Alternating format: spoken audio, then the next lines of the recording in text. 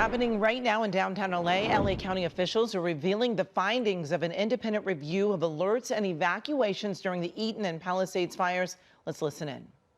Good afternoon. We are here today to share an overview of a highly anticipated report, the after-action review of alert notification systems and evacuation policies for the Eaton and Palisades fires. This is an independent review that examined how alerts, warnings, and evacuations were executed during this year's catastrophic wildfires. You will hear directly from the contractor who conducted this independent review, the McChrystal Group.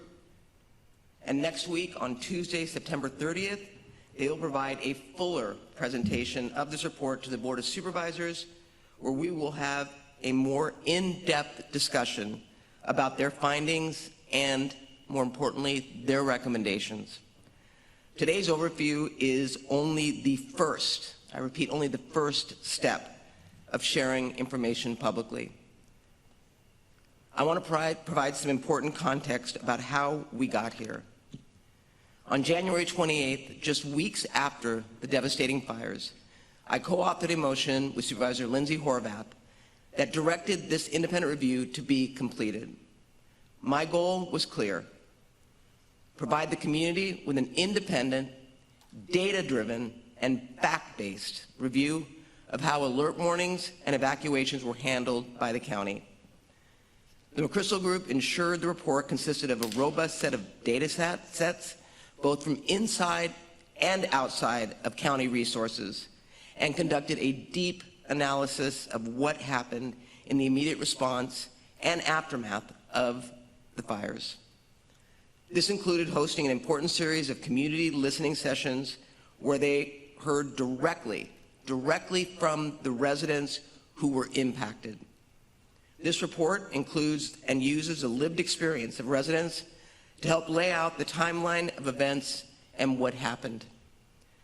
Their effort was critical to assessing what happened during the initial hours of the Eaton fire and crafting a comprehensive set of findings.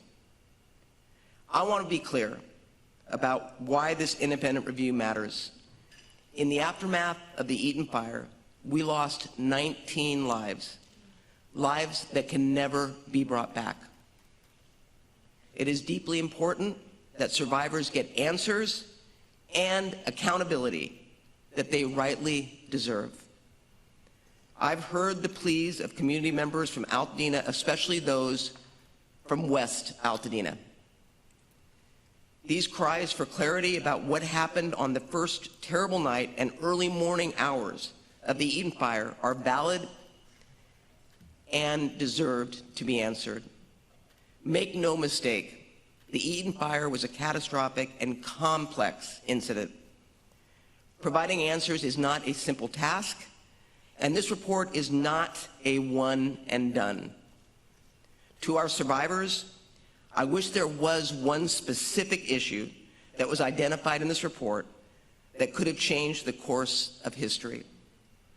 But there are steps we can take to ensure we do better, and we will do exactly that.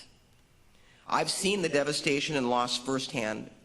My mission is to ensure the county does its part to better navigate wildfires in the future.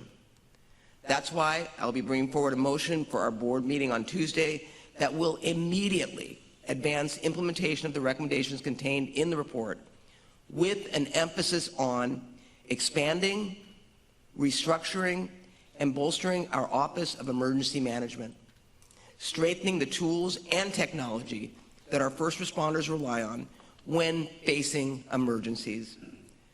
This will help us right-size and deliver emergency services to more than 10 million residents that Los Angeles County serves.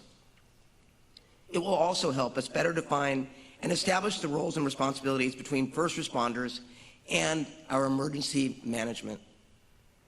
We are living in an age where we must be ready to face the ever-growing threat of wildfires and other disasters. With winter coming, I'm now concerned about mudslides in the Altadena area, and let us not forget, earthquakes continue to happen. Emergency management professionals should be resourced to work directly with our first responders. Our emergency management systems must achieve clarity and be supported by robust training. We must also update our technical tools to make sure our county is using cutting-edge technology during these emergencies. Both actions have the same goal: improving communication, something we saw did not happen during this fire.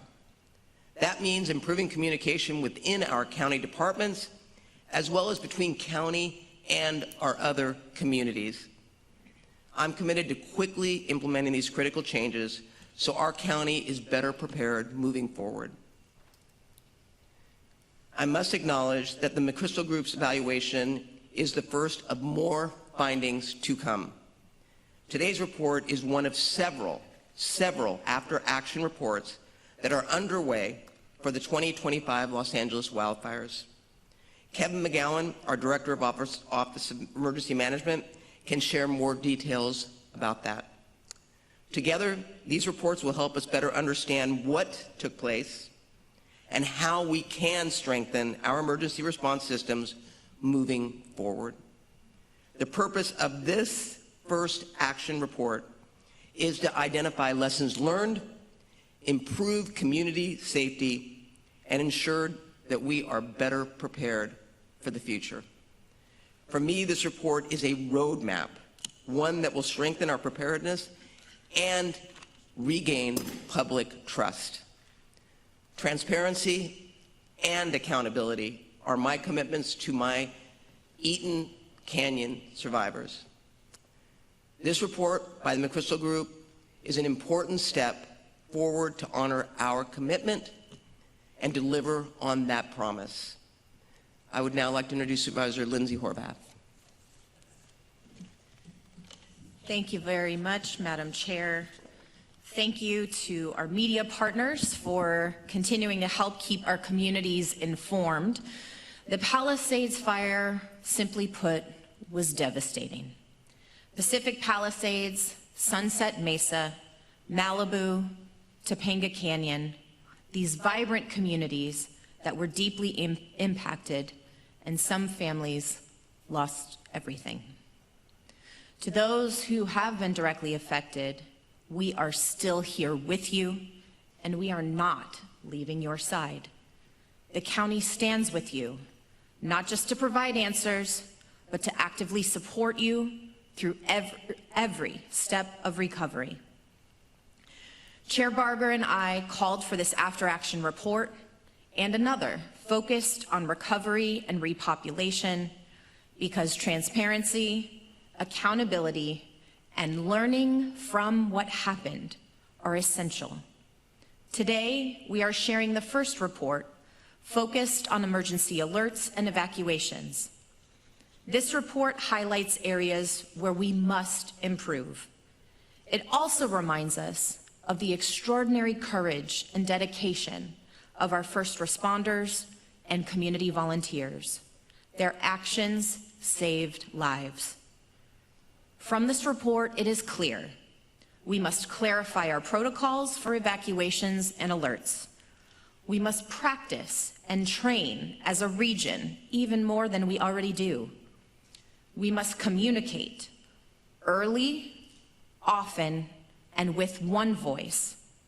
We must invest in technology, infrastructure, and most importantly, in the people who expect us to keep them safe. And above all, we must act. This report gives us a roadmap, but this is not the end. This is the beginning of a constant evolution in how we keep Angelenos safe through lessons learned and improvement through best practices. There are still questions and more answers to come. The county's recovery and repopulation after action report is underway, and the state is also conducting a review of the fire movement and of the resource deployment. I know the City of Los Angeles is also conducting after action reports, as well as the federal government. But let me be clear, We are not waiting. Implementation of the recommendations from this report is already underway. This is not simply about checking boxes.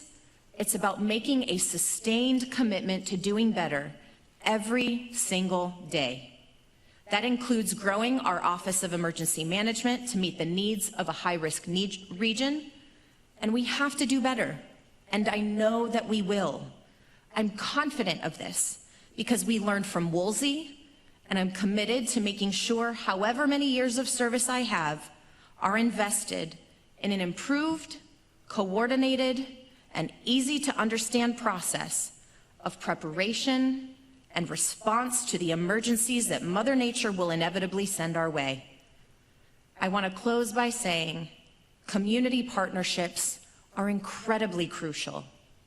Programs like the Community Fire Brigade in Santa Monica Mountains, the first in the nation which I was proud to support, and emergency preparedness trainings in Topanga Canyon and beyond are the kinds of grassroots efforts we need to scale county-wide.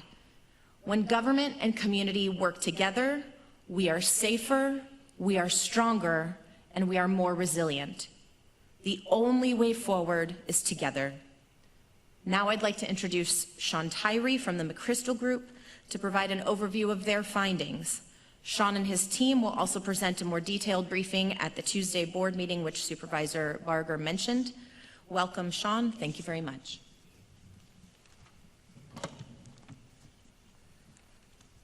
Good afternoon. I'm Sean Tyree, the president of McChrystal Group's government sector. Let me begin by first acknowledging the unimaginable loss that the Los Angeles County residents suffered during the January fires. Our role here today is to discuss findings and recommendations that can improve the emergency preparedness and response in the face of future crises. We appreciate the cooperation and the commitment from the Board of Supervisors, the CEO's office, the County Emergency Management Enterprise that includes the Los Angeles County Fire Department, the Los Angeles County Sheriff's Department, the Office of Emergency Management, and most importantly, the people of Los Angeles County. Your candor and transparency during a time of incredible loss and recovery were invaluable and will undoubtedly enhance the community's emergency response posture. McChrystal Group focuses on organizational performance enhancement for government agencies and businesses.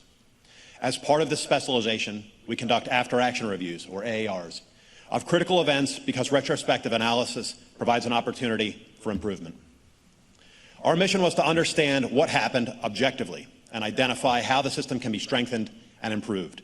This after-action review was not an investigation. We did not look for wrongdoing or to place blame. Our dedicated team included experts in emergency management, law enforcement, applied social sciences, meteorology, fire behavior, and data and analytics. These professionals have decades of experience in public service and organizational performance.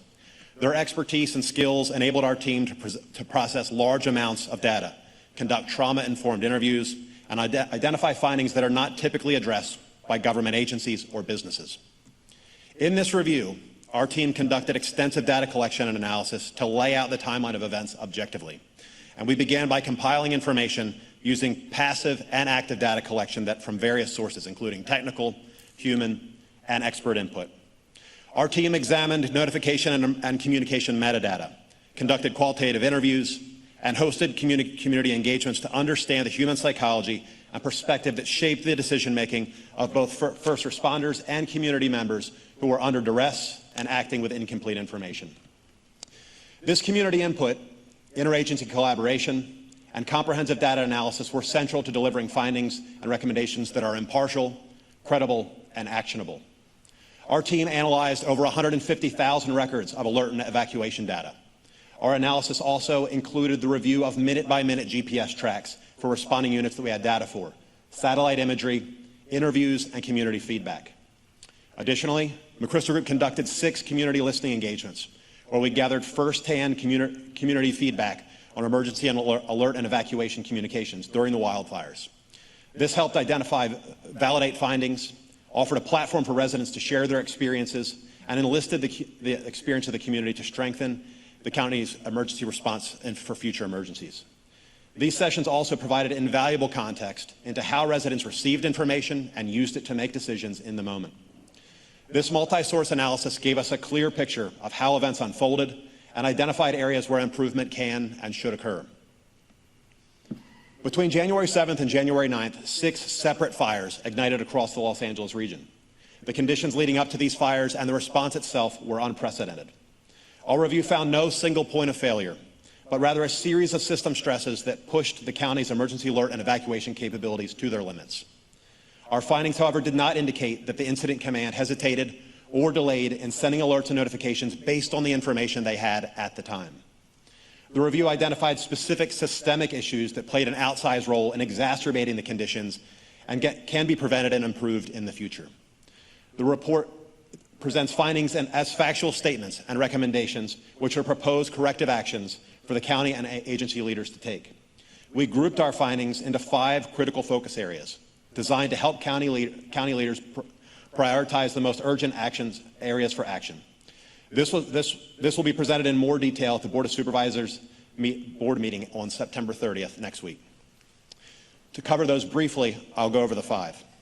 In critical focus area 1, the report identified ambiguity in the authority, processes, and policies of the agencies responsible for issuing evacuation messages and recommends strengthening protocols and standardizing authorities across all Los Angeles communities. This would include standardizing the issuance of warnings for zones adjacent to areas under an evacuation order, allowing the community more time to prepare, reducing risk, and adding redundancy. The second critical focus area highlights areas where structured training, formal staffing guidelines, and enhanced collaboration can strengthen interagency response. Establishing a structured training program for law enforcement and their fellow first responders will enhance coordination during fire incidents and evacuations, as well as improve traffic control strategies. For example, conducting deliberate rehearsals of evacuation warnings, orders, and traffic control both internally and with the community fosters familiarity and enhances interagency understanding of roles and responsibilities. This also helps familiarize staff and the public with actual execution, enabling them to identify potential issues and refine their actions at an individual and organizational level during less stressful, non-crisis times. Third, first responders and emergency managers began fire preparation while facing staffing shortages and resource constraints that ranged from personnel gaps, aging equipment, and budget limitations. What were previously manageable departmental resource challenges quickly became limiting factors in the response and the evacuation of over 250,000 residents. Chief among these resourcing shortfalls is the fact that Los Angeles County, the largest and most complex metropolitan area in the United States, has only 37 full-time staff members in the Office of Emergency Management for its 10 million residents. For comparison, New York City has more than 200 emergency managers for 8.5 million residents and a smaller geographic area with fewer jurisdictions. Situational awareness and interoperability are highlighted in focus area number 4. The county lacked common coordination tools and systems, which were further complicated by gaps in existing and aging systems. This impacted the incident command staff's ability to develop a common operating picture, issue alerts, and execute evacuations and even share information. Most importantly, Los Angeles County Fire, Sheriff, and OEM did not have a single technology-based system to coordinate their efforts beyond face-to-face collaboration at the command post, relying instead on calls, emails, texts, and radio communication. While these procedures align with historic precedent, there are technical systems that can streamline communication and coordination in a dynamic field crisis environment. Finally, critical focus area 5 examined community engagement and public information. While county agencies leveraged social media heavily before and during the incident, the lack of interagency coordination and public information led to fragmented messaging and inconsistent use of these communication channels. Earlier activation of a joint information center could have unified public messaging, reduced confusion, and ensured community understanding of the alert, warning, and evacuation processes. Establishment of this framework during preparation before crisis takes place can strengthen community trust and the system's effectiveness, and will be critical to better linking communities and communication streams in a way that drives familiarity and improves individual decision-making.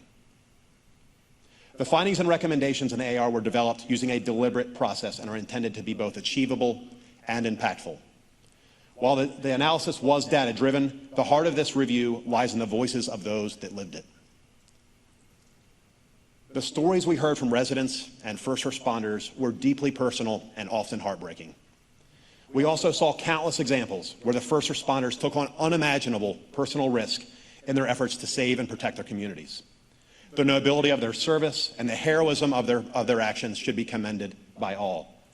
To the first responders on the front lines, this report is not an indictment of your commitment to your communities or to your profession.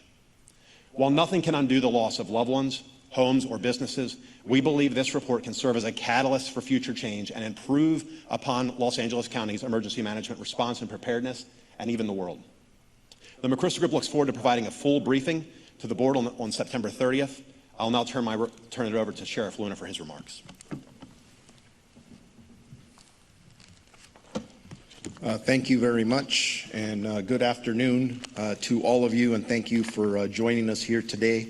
I think a couple of my partners up here have already said this, but I will reemphasize this. We do have to remember that 31 total lives were lost. So for us, when we're talking about this stuff, when we're working together, rolling up our sleeves, that is in the back of all of our minds and very prevalent in our conversations. But I do want to point out that by far this was the worst natural disaster we have ever seen in this county's history. Hurricane-force winds reaching over 100 miles per hour, embers the size of footballs traveling up to 2 miles, and dangerously dry conditions created erratic and unpredictable conditions that destroyed communities and tragically claimed the lives that I just spoke about. Yet amid this devastation, we also witnessed extraordinary acts of kindness, heroism, and resilience that brought our communities together when they needed it most. I want to take a moment to acknowledge the families who lost loved ones and the countless homes and businesses that were lost and destroyed. The emotional toll of this historic natural disaster cannot be overstated, and our thoughts remain with the entire community as they continue to rebuild and move forward. I would also like to recognize all of our dedicated sheriff deputies, volunteer search and rescue personnel, and firefighters who work tirelessly around the clock, many of them who were personally affected and lost their own homes. And just as a reminder, I had 17 employees lose their homes during this event. Our deputies did an outstanding job saving countless of lives while facing unprecedented and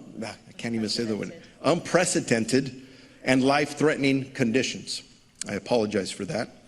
Throughout the after-action review process, our department has been working closely with our county partners in the McChrystal Group, providing information, data, and interviews to identify what worked and what didn't, and where we have opportunities for growth.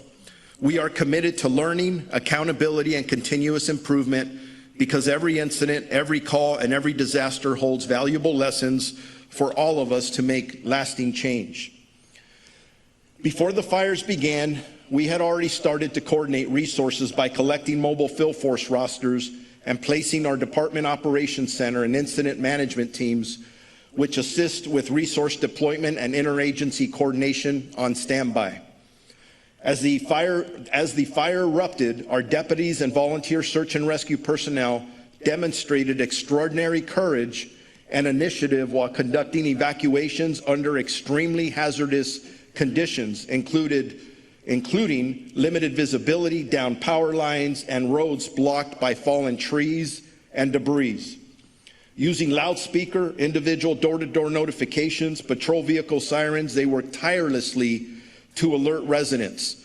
Many deputies didn't wait for official evacuation orders. They acted decisively, taking heroic steps to rescue and assist anyone in danger. Their swift actions undoubtedly saved countless lives. Again, I don't downgrade the numbers that we lost, but our people, our firefighters, deputies, sheriffs, and volunteers saved thousands of lives over those hours. As noted in the report, our deputies coordinated and utilized transit buses to evacuate hundreds of elderly residents from skilled nursing home and a senior community complex. During my visits to the staging areas and command posts, I had many heartfelt conversations with deputies who were out on the front lines. One particularly memorable moment was speaking with a group of Altadena deputies who were visibly emotional, some of them with tears running down their faces, expressing deep sorrow and heartbreak upon learning the members of their own community had been lost. You got to understand, ladies and gentlemen, our deputies wanted to save every single person out there, just like our firefighters and volunteers did. So it took a very big emotional toll on all of us. Ultimately, in a perfect world, we would have wanted to 0 lives lost. But unfortunately, disasters are rarely perfect.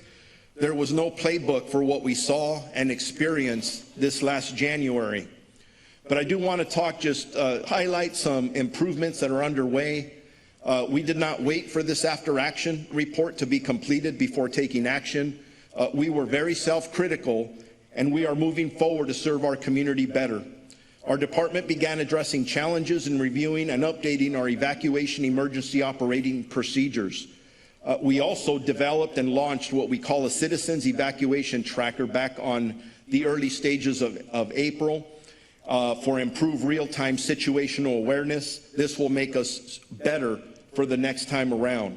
On August 21st, we started rolling out approximately close to 300 new vehicles. All these vehicles, many of you were at our press conference, have high-low evacuation siren. I won't get into the details about that, but that's just an extra step that we've taken.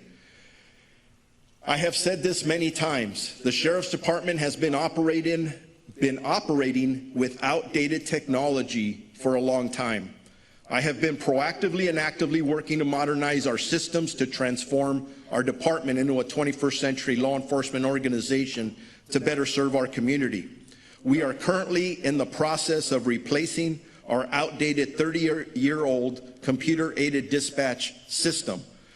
This new system, which will come online later this year, or at the beginning of next year, thanks to the support from the supervisors, will completely enhance the way our deputies operate in the field and would have helped in this situation as well. We are also working towards a centralized dispatch center in both North County and in the Basin. Our team has thoroughly reviewed the report's findings and recommendations, and we remain committed to improvement, transparency, and collaboration. We're going to continue to work closely with our county partners and agencies, look at this report very thoroughly and make sure that we're, again, rolling up our sleeves and doing everything that we can. But I also want to throw out this other reminder. While our department was fully engaged in managing in this devastating natural disaster, we never lost sight of our core mission. What I mean by that is throughout this crisis and multiple disasters in our county, our men and women were out there continuing to respond to calls for service all over this county, conducting investigation, protecting communities, and really doing their mission throughout the entire county of Los Angeles. They never turned their backs on the rest of the residents, and we have a very large county. This dual effort speaks volumes about the dedication and resilience and professionalism of the men and women of our department. No matter the challenges we face as a department or as a county, we will continue to serve our communities with unwavering commitment. Again, as I wrap up, I really want to thank the two supervisors for asking for this review to be done. We will learn a lot. We will get better. And I also want to thank the McChrystal Group for their assessment. And now I'd like to introduce the LA County Fire Chief, Tony Maroney. So thank you, Sheriff Luna. Good afternoon. I'm County of Los Angeles Fire Chief Anthony Maroney. We welcome the independent after-action review of alert notification systems and evacuation policies completed by the McChrystal Group. I want the public to know that the County of Los Angeles Fire Department fully participated in all interviews and provided all requested data. I thank the McChrystal Group for providing recommendations to help guide LA County's future responses. I would also like to express my gratitude to Board Chair and Supervisor Catherine Barger and Supervisor Lindsay Horvath for their leadership. I'm also extremely proud of and thankful for all the first responders who came to battle the 5 wildfires that started between January 7th and January 8th. Although I appreciate the McChrystal Group's thorough review, as well as input from residents and communities, and the reporting from members of the media over the last 9 months, the reality is that no report or review or article will accurately capture or reflect the absolute horror and tragedy that occurred and unfolded that night. The fire, the unprecedented winds and destruction, the lack of fire resources, and the lives saved, but most importantly, the lives lost. The Eaton and Palisades fire transitioned to community conflagrations shortly after ignition on January 7th, quickly moving into and through neighborhoods, including those that have never been affected by wildfire before.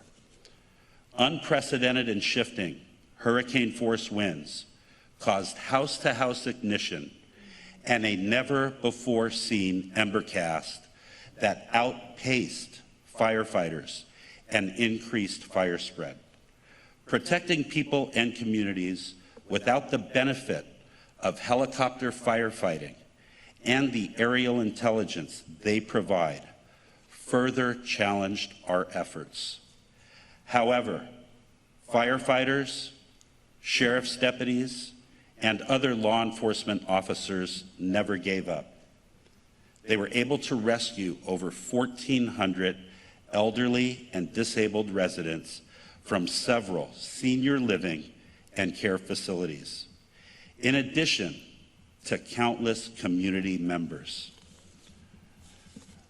We have assembled a department team to build upon the proactive steps already taken to improve processes and incorporate recommendations to do better.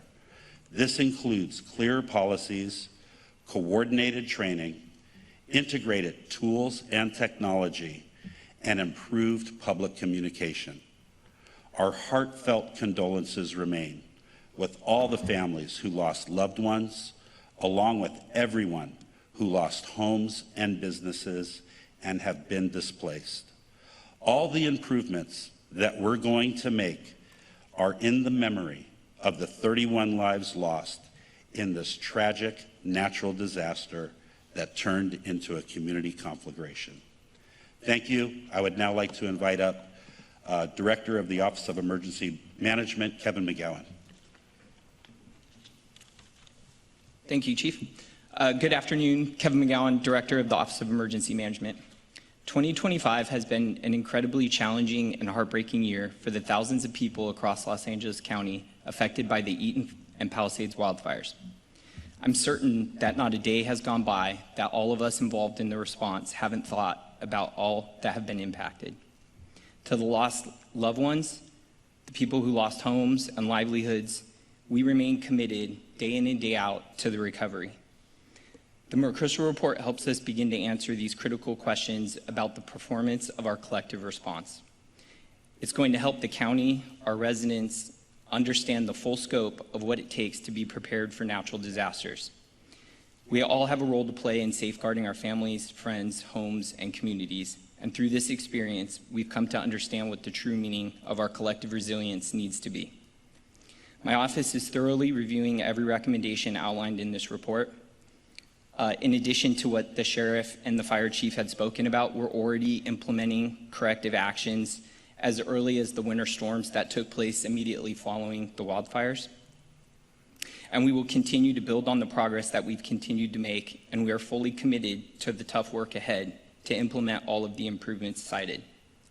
Today, we stand as a united county leadership group that pledges to our community, day in and day out, that the highest priority is your safety before, during, and after catastrophic disasters.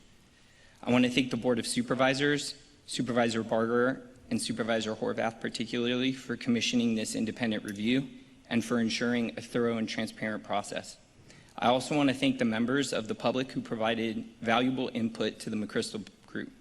Your feedback, stories, and insights were meaningfully shaping how we move forward. We know several additional after actions that have already been mentioned are still underway, and the Office of Emergency Management is fully committed to engaging in all of those. Finally, I want to express my thanks and gratitude to the dedicated team at the Office of Emergency Management. In the face of these unprecedented challenges, they responded with professionalism and unwavering commitment that saved lives. Thank you for your time, and I'm going to hand it over to Lenny.